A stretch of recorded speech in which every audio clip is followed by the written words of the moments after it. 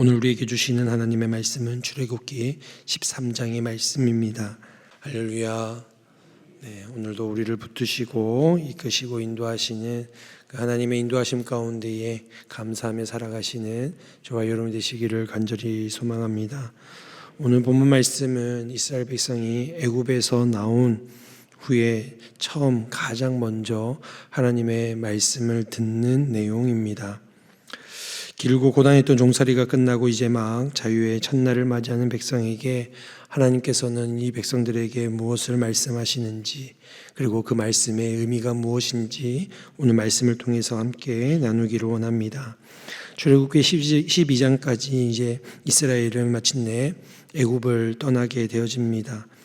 긴 430년의 종살이가 끝났고, 그리고 바로 앞에서 10가지의 재앙을 통하여서 마지막 유월절 어린 양의 피로 말미암아 이제 이스라엘 백성을 애굽에서 일어나 떠나게 하십니다. 그리고 하나님께서는 그 모든 것 가운데에 하나님의 강하신 손으로 그 이스라엘 백성들을 붙드시고 이끌어내십니다. 그리고 난 이후에 그 이스라엘 백성들에게 그 애굽에서 나온 직후에 하나님께서는 그들에게 분명하게 하나님이 선언하고 계신 것을 보게 되어집니다. 보통 이제 오랫동안 우리가 이제 노예 생활, 종살이를 하고 풀려났던 그 이스라엘 백성들에게 가장 듣고 싶어한 이야기가 있었다면 이 이야기 아니겠습니까? 이제 자유다. 이제 자유다.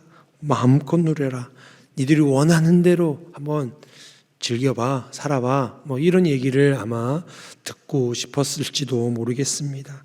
근데 하나님께서 제일 먼저 하신 말씀은 오늘 본문 말씀에도 드러나지만 이스라엘 자손 중에서 사람이나 짐승을 막론하고 태에서 처음 난 모든 것은 다 거룩히 구별하여 내게 돌리라. 이는 내 것이니라. 하나님께서는 지금 출애굽한 직후에 있는 그 이스라엘 백성들에게 너희는 내 것이다 라고 선언하신다라는 것입니다. 왜 하나님께서는 이 출애굽의 첫걸음에 그들에게 너는 내 것이야 라고 말씀하셨을까요? 너희는 이제 바로의 것도 아니고 애굽의 것도 아니고 그렇다고 너희 자신만의 것도 아니라 너희는 내 것임을, 너희들의 정체성을 분명하게 선언하고 말씀해 주신다라는 것입니다. 여러분, 우리는 구원이라는 단어를 잘 압니다. 구원은 무언가로부터 건져내어 살리다라는 의미를 가지고 있습니다.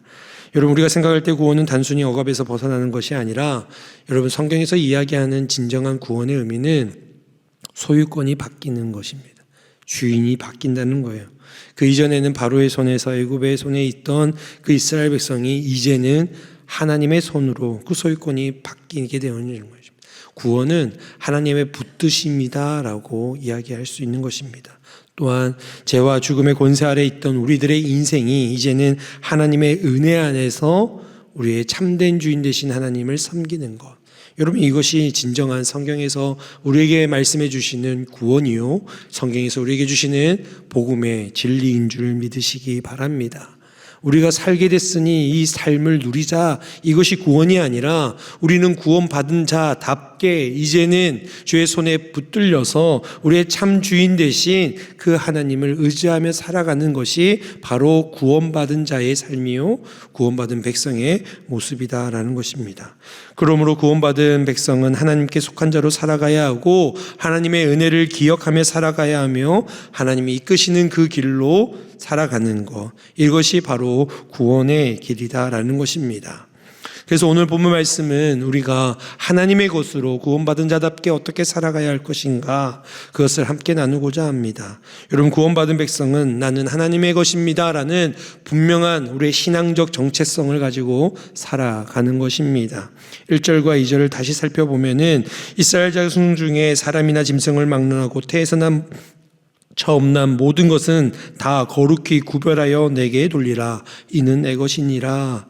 여기 본문 말씀에 거룩히 구별하다라는 것은 하나님께 떼어 따로 드린다라는 것입니다. 즉, 이제는 하나님께 완전히 속해진 것을 바로 거룩히 구별하다라고 이야기합니다. 오늘 말씀에서도 등장하지만 이 절기를 무교절이라고 합니다. 유월절에 경험한 이들이 이 유월절에 먹었던 누룩이 들어가지 않은 이 무교병을 일주일 동안 먹으면서 이것을 기념하였습니다. 여러분, 왜 누룩을 넣지 않은 무교병일까요? 보통 많은 사람들은 누룩이 들어간 유교병을 먹습니다. 빵을 부풀려서 이게 보편적이고 일상적이고 누구나 하는 것입니다. 근데 누룩을 넣지 않는다는 것이 구별되는 거예요. 모든 사람들은 그렇게 하지만 우리는 그렇지 아니함. 이것이 바로 무교병을 먹는 무교절의 의미이기도 하고 오늘 우리에게 들려주시는 것입니다. 세상 사람들이 다 먹기 때문에 나도 먹는다가, 여러분 이건 구별이 아니에요. 세상 사람들이 다 먹어도 나는 먹지 않는 것이, 그것이 구별함입니다. 세상 모든 사람들이 똑같이 생각해도 나는 그렇게 생각하지 않는 것이 구별됨입니다. 왜 그래야 될까요? 나는 하나님의 것이기 때문입니다. 저와 여러분이 하나님의 것이기 때문에 우리는 구별되어야 합니다. 세상과 거룩히 구별된, 세상과 전혀 다른 하나님께 속한 자로 살아가는 것이 바로 저와 여러분입니다. 그럼 왜 하나님께서는 이 처음 난 장자, 처음 난 것을 특별히 더 구별하여 말씀하고 있습니까? 여러분, 10가지 재앙 중에 마지막 재앙이 무엇이었습니까? 처음 난 것을 치는 재앙이었습니다. 애굽에 있는 짐승과 바로 왕의 아들도 다 하나님께서 그 장자들을 치십니다. 그럼 이스라엘 장자들은 어떻게 살게 되어졌습니까? 여러분, 하나님께서 용서해 주시고 하나님께서 살려주신 것도 있겠지만 그 안을 들여다보면 대신하여 산 거예요. 어린 양의 피를 문설주에 바름으로 장자가 죽어야 할 그것을 어린 양이 먼저 대신 죽은 거예요. 그 핏값으로 산 이들이 이스라엘의 장자들입니다. 다시 말하면은 그들은 심판을 피해서 산 것이 아니라 대신 흘려진 그 피로 살게 된 존재가 바로 이스라엘 백성의 장자들이었다는 것입니다. 너희가 살아있는 것은 바로 그 어린 양의 피, 하나님의 그 은혜로 말미암아 죽지 아니하고 살게 된 것. 그러니 너희의 생명은 너희의 것이 아니라 바로 하나님의 것이다 라는 것이 바로 이 유월절의 의미이고 그 처음 난 장자를 하나님께 마땅히 드려야 할 이유다라는 것입니다. 여러분, 이것이 우리의 신앙의 출발이기도 합니다. 여러분, 믿음은 내 인생에 있어서 하나님을 조금 보태는 것이 아니라 우리의 삶의 주인이 이제는 완전히 바뀌는 것입니다. 내 중심에서, 우리 가족 중심에서, 내 자녀 중심에서 내 인생에서 가장 중요하다라고 여기는 그것으로부터 이제는 내 인생의 중심이 하나님이십니다. 그 어떤 것이 아닌 하나님이십니다. 내 삶을 주님께 돌려드리는 것. 하나님이 우리에게 은혜 베풀어 주시고 우리를 대속하여 주셔서 예수 그리스도의 그 핏값으로 산 우리의 삶을 주님께 드리는 것. 여러분, 이것이 바로 신앙의 믿음의 첫걸음이요 구원받는 자의 삶인 줄 믿습니다. 그래서 성경이 말하는 구원은 하나님께서 나를 도와주셨다 해서 멈추지 않고 이제는 나는 하나님의 것입니다 라고 고백하며 살아가는 것이 구원받은 자답게 살아가는 삶인 줄 믿습니다. 여러분, 사도 바울은 고린도전서 6장에서 너희는 너희 자신의 것이 아니라 값으로 산 것이 되었으니 그런즉 너희 몸으로 하나님께 영광을 돌리라 라고 말씀합니다. 사도 바울이 그것을 분명하게 깨닫고 복음으로 선포하고 있는 것이지요. 저와 여러분이 이러한 고백을 가지고 이제는 나를 위해서 살아가는 것이 아니라 우리 가족들만을 위해서만 살아가는 것이 아니라 세상에서 추구하는 나의 어떤 인생의 목적과 방향과 그 모든 것들을 향해서 달려가는 인생이 아니라 우리의 삶을 통하여 하나님께 영광 돌리는 구원받은 자답게 살아가실 수 있기를 간절히 소망합니다. 여러분, 구원받은 사람은 자기 마음대로 살아가도 되는 사람이 아니라 우리의 참된 주인이신 주님을 온전히 붙들며 살아가는 것입니다. 여러분, 세상은 우리를 쓰다 버릴 수 있습니다. 애굽이 그랬죠. 이스라엘의 노동력만 보는 거예요. 바로는 이스라엘을 사람으로 보지 않고 벽돌을 찍어내는 도구로만 보았습니다. 그러나 하나님은 오늘 뭐라고 선포하십니까? 너는 내 아들이야. 너는 내 장자야라는 거죠. 우리는 하나님께 우리의 처음 난 것을 드리고 처음 난 우리 인생 이걸 구별하여 드린다 그러니 뭔가 이제 속박되어지는 것 같고 구속되어지는 것 같고 뭔가 억눌린다는 느낌이 들지만 아닙니다. 여러분, 이러한 주님의 선언은 은혜인 것입니다. 세상은 우리를 쓰다 버릴 수도 있고 우리를 그냥 부려먹을 수도 있고 이용해 먹을 수 있지만 하나님이 너는 내 것이야 라고 말씀하는 것은 이제부터 너는 내 아들이야, 내 장자야 라는 선언이다 라는 것입니다. 그러니 여러분이 이 고백 안에는, 이 선언 안에는 하나님이 이제는 책임지시겠다라는 은혜가 들어가 있는 줄 믿으시기 바랍니다. 하나님께 구원받은 자답게 이제 하나님 뜻대로 살아가니 얼마나 피곤할까, 여러분 그렇게 생각할 것이 아니라 이제는 하나님이 책임지신다는 거예요. 내가 골똘히 고민하고 염려하고 걱정하는 그것이 내 걱정, 내 염려가 아니라 이제는 하나님께서 해결해 주실 기도의 제목이 되어짐을 믿으시기 바랍니다. 이 새벽 시간에 우리가 왜 나와 있습니까? 첫째는 우리가 구원받았기 때문에 이 자리에 나와 있는 줄 믿습니다. 구원받았기 때문에 하나님 앞에 기도할 수 있는 은혜가 우리 안에 있는 거예요.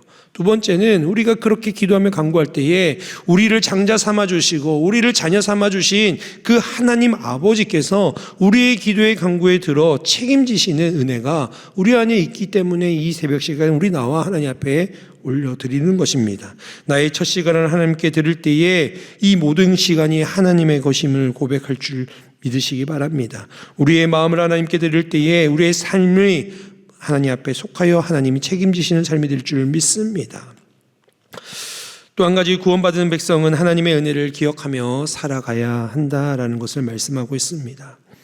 앞서 말씀드렸던 대로 유교병이 아닌 무교병을 먹습니다. 이 절기일 때 일주일 동안 먹어요. 그러면은 이제 자녀들이 있으면은 자녀들과 함께 먹습니다. 잘 모르는 아이들이 묻지요. 엄마, 왜 우리는 이거 누룩이 안 들어간 부드러운 빵이 아니라 이렇게 질기고 딱딱하고 맛도 없는 이 빵을 먹어야 돼요? 왜 이걸 일주일 동안 먹어야 돼요? 라고 아이들이 묻는다면 그때 이 아이들에게 뭐라고 설명을 하냐는 것입니다. 하나님은 이것을 들어서 너희 자녀들에게 이것을 알게 하라, 기억하라 라고 오늘 말씀하고 있습니다. 여러분, 중요한 것은 3절 말씀에 너희는 애굽 곧 종되었던 집에서 나온 그날을 기념하여 유병을 먹지 말라라고 말씀하는데, 여기서 기념하다라는 것은 기억하고 잊지 않는 것, 그것을 붙드는 것, 이것이 기념하다, 기억하다라는 의미를 가졌습니다. 이거는 종교적인 어떤 행위의 습관을 이야기하는 것이 아니라 이것을, 그 의미를 다시금 되새어라라는 의미를 가졌다라는 것입니다. 무교병을 먹을 때마다 자녀들이 묻습니다. 그럴 때마다 이 자녀들을 가르칩니다. 그리고 이야기합니다. 그러면서 하나님이 우리에게 베풀어 주신 그 은혜를 기억하는 거예요. 8절 말씀에 보면 너는 그날에 내 아들에게 보여 이르기를 이 예식은 내가 애굽에서 나올 때에 여호와께서 나를 위하여 행하신 일로 말미암이라, 이렇게 말씀하고 있습니다.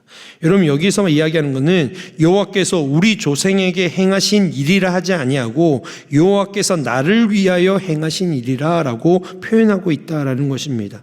여러분, 이제 이 절기를 오랫동안 기억하며 기념하며 지키는데 하나님께서 나를 위하여 행하신 일이라고 고백하라는 거예요. 그게 조상들만 경험한 것이 아니라 이 유월절을 경험하지 못했던, 출애굽 당시를 경험하지 못했던 후손들도 여전히 이것을 기념하여 하나님이 우리에게 행하신 일처럼 그것을 되새이며 기념하여 기억하게 말씀하고 있는 것입니다. 여러분, 신앙은 그냥 자동으로 전수되지 않음을 기억하시기 바랍니다. 지금 여러분이 가진 그 신앙 우리 자녀들에게 그대로 전수된다? 절대 그렇지 않습니다. 여러분, 부모가 믿는다고 해서 자녀가 저절로 믿음 생활하는 거 아닙니다. 근데요, 부모님이 그 은혜의 풍성함과 그 은혜를 끊임없이 고백하며 간증할 때에 그것을 기념하여 기억하여 늘 되새기며 그 은혜 가운데 살아가면 자녀들이 그 은혜를 함께 경험하게 되어진다라는 것입니다. 여러분, 이것을 기념하고 기억하지 않으면은 이것은 그냥 끊어져 버린다는 것입니다. 그래서 9절은 이렇게 말합니다. 이것으로 내 손의 기호와 내 미간의 표를 삼고 여호와의 율법이 내 입에 있게 하라. 여러분, 손은 행동을 상징하고 미간은 생각과 시선을 상징합니다. 입은 고백과 말을 강조하여 상징하는 표현입니다. 즉 하나님의 구원은 우리의 손과 그리고 눈과 입으로 새겨져야 한다라는 것입니다. 그러니 여러분이 자녀들과 가족들과 함께 할 때에 하나님이 베풀어 주신 그 은혜들을 행동으로 기념하여 나눠야 된다는 것입니다. 생각하는 것이나 말하는 것이나 우리의 삶의 모든 것들이 하나님의 은혜를 기억하여 그것이 드러나야 한다는 것입니다. 그럴 때에 비로소 우리의 자녀손들에게 그것을 나누고 기념하고 기억하여 신앙의 믿음이 전수되어진다라는 것입니다.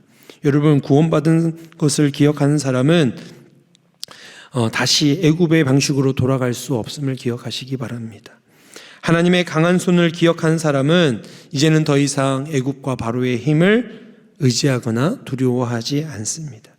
어린 양의 피, 유월절의 피를 기억하며 살아가는 사람은 이제는 자신의 의지대로 자신의 의대로 살아가지 않고 은혜로 살아가는 사람임을 믿으시기 바랍니다. 즉 우리는 구원을 기억하고 은혜를 기억하며 살아갈 때 이 세상 가운데 주님 처음 말씀하신 대로 하나님의 것으로 구별된 자로 살아갈 수 있게 되어지는 것입니다. 여러분, 믿음의 삶을 살아가는 사람들은 은혜를 기억하는 사람입니다. 여러분, 기억이 믿음을 붙들고 기억이 정체성을 지키고 우리의 이 기억이 우리 다음 세대들을 살린다라는 사실을 기억하여 우리의 삶을 통하여 구원받은 자답게 살아갈 수 있기를 바랍니다. 또 한 가지, 구원받은 백성의 길은 가장 가까운 길이 아니라 하나님이 아시는 길로 가는 자가 구원받은 자의 길이다라는 것입니다. 17절과 18절의 본문의 분위기가 완전히 바뀌는데 규례와 절기에 대한 말씀이 끝나고 이제 실제의 여정이 시작되어집니다. 근데 성경에서 이렇게 보면은 이런 표현이 있습니다. 바로가 백성을 보낸 후에 블레셋 사람의 땅의 길은 가까울지라도 하나님이 그들을 그 길로 인도하지 아니하셨으니. 여러분, 실질적으로 이제 애굽에서 주님이 이제 드려 약속의 땅 가나안 땅까지는 직선거리로는 그렇게 먼 거리가 아닙니다. 그 많은 백성들이라 할지라도 한 달 정도면 충분히, 한 두세 달, 좀 길게 하면 두세 달 정도면 도착할 수 있는 거리입니다. 근데 하나님께서는 그렇게 인도하지 아니하시고 광야를 통해서 그들을 돌리십니다. 물론 우리가 성경에 아는 이야기대로 그들의 믿음 없음으로 하나님이 광야 생활을 보내시지만 오늘 이미 하나님께서는 그들을 가까운 거리가 아니라 광야의 길로 인도하셨다라고 말씀합니다. 빠른 길이 아니라 하나님께서는 준비된 길로 인도하신다라는 사실을 기억하시기 바랍니다. 효율적인 길이 아니라 하나님께 배우고 하나님이 훈련하시는 길로 하나님은 우리를 인도하신다라는 것입니다. 우리는 종종 하나님께 이렇게 고백하지요. 하나님, 가장 빠른 길이 무엇입니까? 우리의 문제가 빨리 해결되고 이 고난과 이 힘듦으로 빨리 벗어나기를 원하는 기도를 올려드릴 때가 있습니다. 그리고 그렇게 될 때, 그렇게 응답받을 때 우리는 하나님의 뜻에 하나님의 응답을 받았다라고 생각할 수도 있습니다. 그러나 여러분, 하나님의 길은 언제나 가까운 길이 아니라 언제나 우리에게 가장 선한 길로 인도하심을 믿으시기 바랍니다. 여러분, 꼭 기억하십시오. 하나님은 가장 빠른 길, 그리고 효율적인 길, 이런 것이 아니라, 세상의 방식의 방법이 아니라 가장 선한 길로 인도하신다. 지금 여러분이 걸어가는 길이 그 선한 길임을 믿으시기 바랍니다. 돌아가는 것 같지만 그것이 하나님이 훈련시키고 연단시키고 우리를 다듬어 가시는 길임을 믿으시기 바랍니다.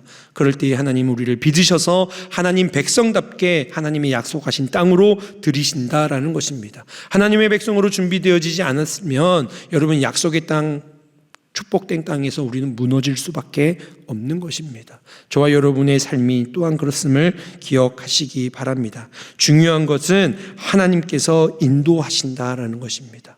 여러분, 하나님은 그냥 가라가 아니라 하나님은 그 걸음을 인도하신다 말씀하십니다.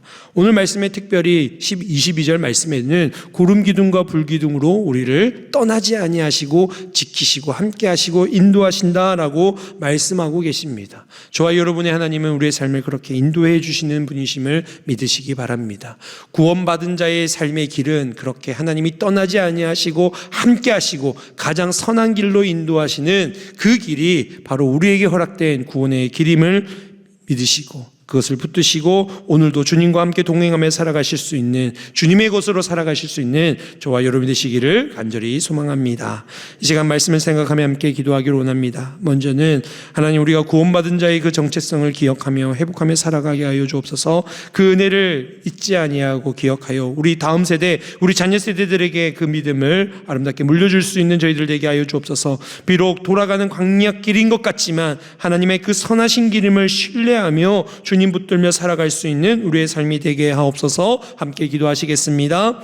하나님 아버지 감사합니다. 우리에게 은혜를 베풀어 주셔서 아버지 언제나 우리가 주님이 베풀어 주시는 그 은혜 가운데 살아갈 수 있는 저희들 되게 하여 주시옵소서. 우리가 아버지 더 이상 세상의 것이 아니라 하나님의 손에 붙들린 하나님의 것임을 기억하며 살아가게 하여 주옵소서. 하나님의 그 구원받은 자답게 구별된 자로 살아갈 수 있는 저희들 되게 하여 주시옵소서. 우리에게 은혜 베풀어 주셨고 우리를 건져 주셨고 구원해 주셨던 그 은혜를 기념하며 기억하며 아버지 하나님 우리의 행함과 말과 생각과 모든 삶에서 하나님의 은혜가 넘쳐서 우리의 자녀 세대뿐만이 아니라 우리 주변에 있는 모든 이들에게 아버지 우리가 그 은혜를 기억하며 나누며 살아갈 수 있는 저희들에게 하여 주시옵소서. 그리하여 우리 다음 세대까지 그 믿음이 아름답게 흘러가게 하여 주시옵소서. 아버지 하나님 우리가 비록 우리가 살아가는 길이 아버지 빠른 길이 막히고 우리 예상과 다른 길이 우리가 걷게 된다 할지라도 우리를 앞서가시는 하나님을 우리가 선하심을 믿으며 아버지 하나님 주님 붙들며 살아갈 수 있는 저희들 되게 하여 주시옵소서. 그리하여 우리의 삶 가운데의 모든 것들을 통하여 하나님께 영광 돌리며 감사하는 우리의 삶이 될 수 있도록 주님 축복하여 주시옵소서.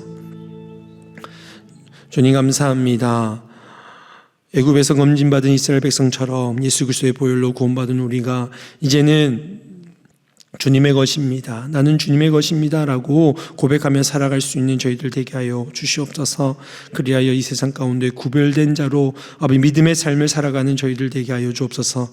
우리의 예배와 가정과 교회 안에서의 구원의 그 기억이 늘 되살아나게 하여 주시고 우리 자녀와 다음 세대들에게 하나님께서 나를 위하여 행하신 일임을 복음을 참되게 증거하며 나누며 살아가는 그것을 우리 자녀 세대에게 흘려보내는 저희들 되게 하여 주옵소서.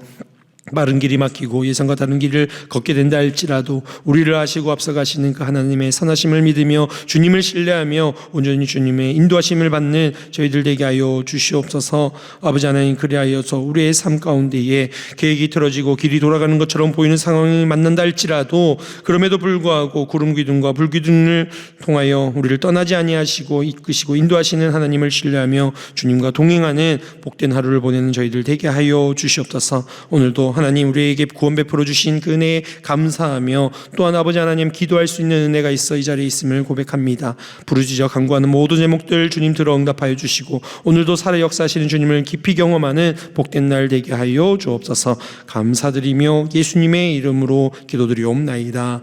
아멘.